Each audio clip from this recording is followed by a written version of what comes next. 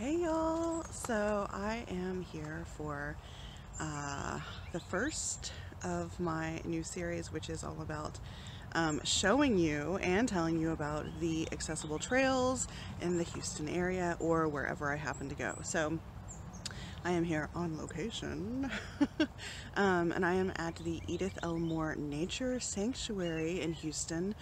Took me about half an hour to get here from my house, not bad. And yeah, I'm gonna go investigate the trails. I'm gonna pop on my GoPro, taking my chest mount out for its inaugural voyage, and try to capture the trail, what it looks like, so you can see for yourself. So I will, I don't know, report back.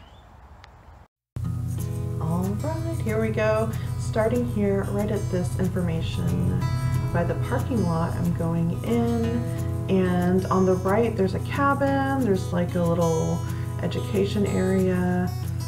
So I'm just going to talk us through the trail as I walked it, letting you know things that I think are important or helpful.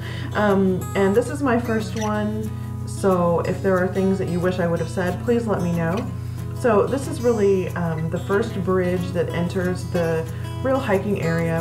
There are benches, so I am trying to note everywhere there's benches along the trail or any trail that I do a video for. So once you go over the bridge, they have these maps around, which is really nice, and you have an option. You can go left or right, and so I chose left. This is the Northern Oxbow. So I was trying to show you the water, it didn't quite work. So we did go down some stairs there. They're dirt stairs reinforced just like these.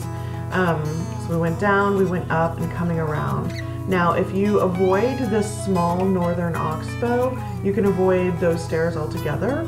And it's a pretty small little loop here, so if the stairs are going to be troublesome to you, you're really not missing out on a whole lot. So coming around, and I didn't have a good map for this, so I didn't really know where I was.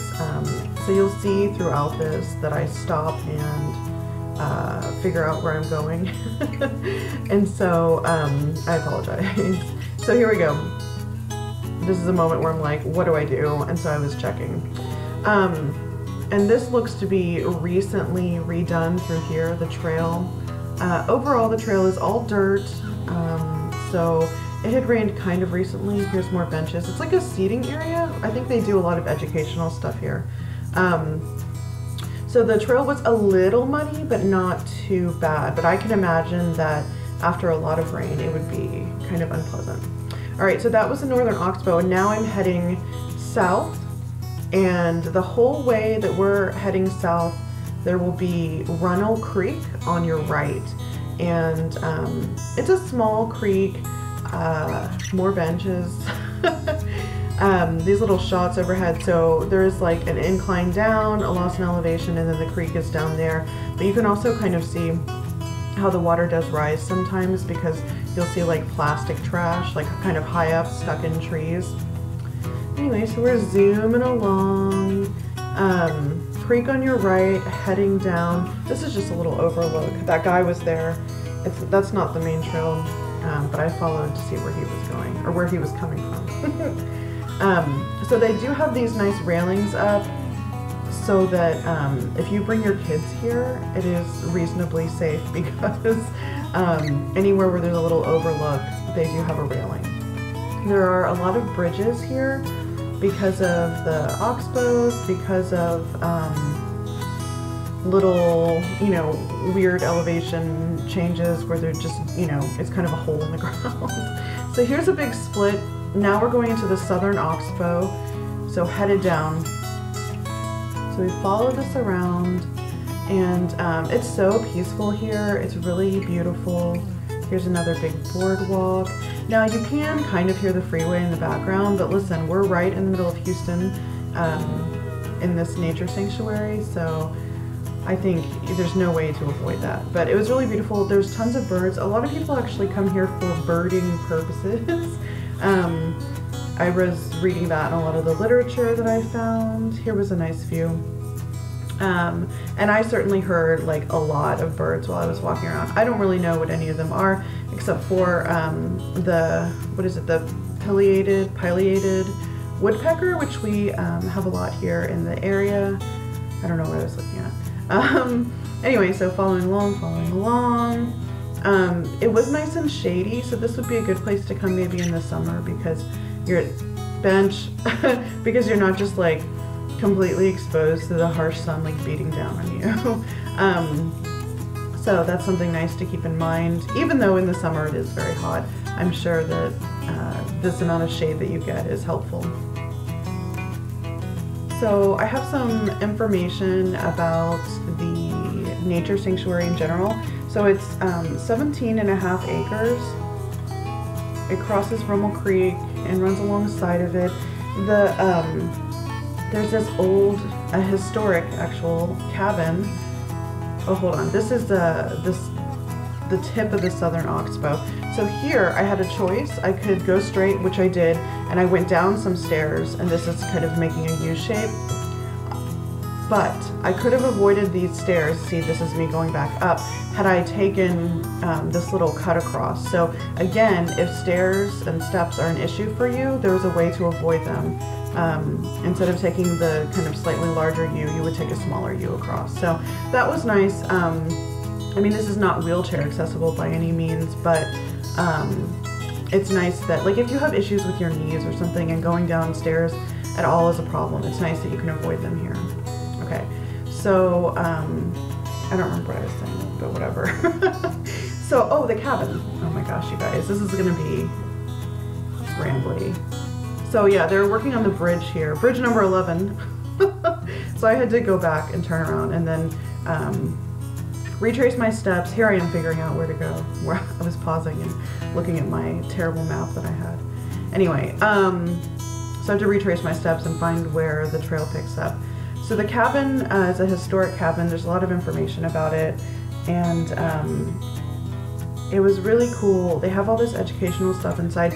There's a little pond, or there's actually two little ponds, one in the back and one on the side of the cabin, and so I know that they do little workshops and things, and it's nice to look at, nice to sit next to. They also have like a nursery looking area where they were growing a lot of plants. I think it was like a native plant nursery, but I didn't get to look at that because there were a bunch of, weirdly, there were a bunch of people there that day, not back here on the trail, but up at the cabin, and it looked like maybe they were doing a fundraiser or something. So I didn't spend a whole lot of time up there at the cabin. I did go and check to be sure because restrooms were listed as being available. I did find a bathroom, and there was a sign, and it's on the outside of the cabin. If you're facing the cabin, it's on the right side.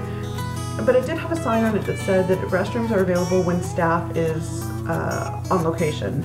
And so the hours are 7 to 7, October through March, and 7 to 9, April through September. And so I don't know if staff is on site like all of those hours, or if they have more like business hours, because there appears to be like an Audubon Society office there. So here's where the trail picks up again. I finally found it. So I'm checking the map, making sure. Let's see, what else? I have conflicting information about dogs and whether or not they're allowed. I have a guidebook that says dogs are not allowed, but on the internet, on All Trails, which is a great website if you don't know it, All Trails, I think it's .com, it said dogs were permitted but on a leash. So I don't really know what the real answer is. Maybe next time I go, I'll see a staff member and I can ask them. So the intersections here are mostly T and Y intersections, and for the most part they are not marked, so it is helpful to maybe take a photo of the map, or just wait till you run into one of those little map kiosks along the way, of which there are many. But it was a little confusing for me. I mean, but also this is a very small hiking area, so you're not gonna like get really lost. But if you are somebody who likes to feel very confident in where you're going and where you are, then you might want to have your own little map. Either, you know, a photo on your phone. That's what I had. Or I don't know if there are paper ones available. I looked around at the cabin, I didn't see any, but also they were in like a weird party mode, and so party prep mode, so I don't know if maybe there usually are some out. Let's see, what else? The total length of the trail that I walked, I'm not quite sure on. I think if you walk all of the trails, which I did not, it's about 1.5 miles. So I probably did like a mile, I'm guessing, of the interconnected trails that I went on. So it's not a super long trail, but it is really beautiful. You can see, you know, it feels very foresty. You can see water, you can hear water sometimes. And it was not super populated. You know, I said there were a lot of people, but they were kind of up front with the cabin, and I think that was maybe a little irregular. So I think this is a nice place to go and like not have a ton of people all the time, which is nice. You're not going to get run over by mountain bikers here, which is great. I don't think people are like jogging back here. That's sometimes a problem in other places where I go, is the mountain bikers like run you over a bench. Or there's people like trail running, which is fine if you're a trail runner, you know, I get it, I understand. But it's hard when you're just like trying to go for a calm walk. There's people like zooming past you all the time. What else? I think this is definitely kid friendly. I think they encourage children to come as well. I think that, you know, this would be a great place for a little family outing. Thanks so much for joining me for this trail review of the Edith Elmore Nature Sanctuary. If you have any questions or comments, leave them in the comment section below, and I am so happy to answer them for you and happy to help. If this helps you get out there and hit the trails and enjoy nature, then I am doing my job. Bye y'all.